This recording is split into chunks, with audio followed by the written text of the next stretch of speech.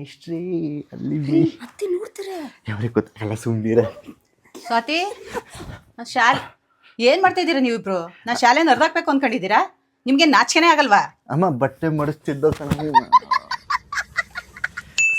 ಬಿಟ್ರಿ, ಅತ್ತೆ ಇದೆ. ಅವ್ರಿಗೆ ಗೊತ್ತಾಗಲ್ಲ ಕಣ.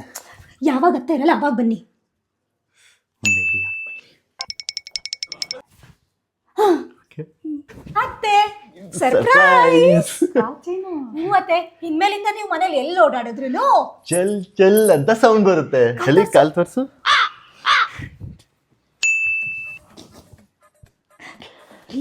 ಕಾಲ್ಗೆಜಿ ಸೌಂಡ್ ಆಗ್ತಿದೆ. ಅಮ್ಮ ಬಂದ್ರು ಅನ್ಸುತ್ತಾ?